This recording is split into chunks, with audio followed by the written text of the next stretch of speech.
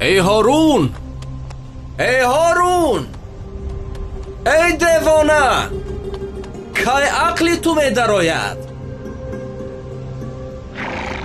من دیوانم یا تو؟ البته که تو دیوانه ای.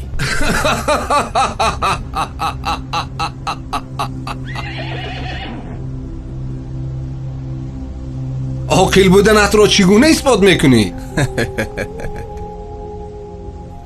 من میدونم که قصرهای با حشمت تو ابدی نیست، اما حیات آخرت ابدی است. من برای آخرت آمادگی میبینم، تو باشه برای دنیا. قصرها بنیاد داری و دنیای خود را آباد میسازی و آخرتت را خراب. با این خاطر میترسی که این آبادی را گذاشته به آن ویران نروی، در حالی که تو انیق میدانی خانه آخرتت آنجاست.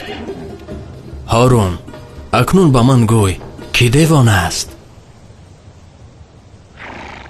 به خدا قسم که راست میگویی.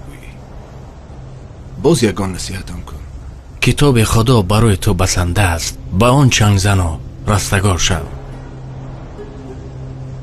یگان احتیاج داری که آن را برآورده کنم؟ بله، 3 خواهش دارم. اگر تو آنها را برایم اجرا کنی از تو سپاسگزار خواهم شد. بگو. عمرم را دراز کن. من نمیتوانم. مرا از چنگ عزرائیل نجات ده. این از دست من نمی آید. پس مرا وارد بهشت ساز و از دوزخ نجاتم ده. من قدرت این را ندارم.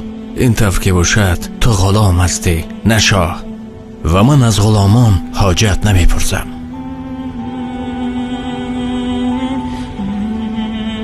ای خواجه، در این جهان چرا بیخبری؟ روزان و شبان در طلب سیم و زری. سرمایه تو از این جهان یک کفن است، آن هم به گمان است که بری یا نبری.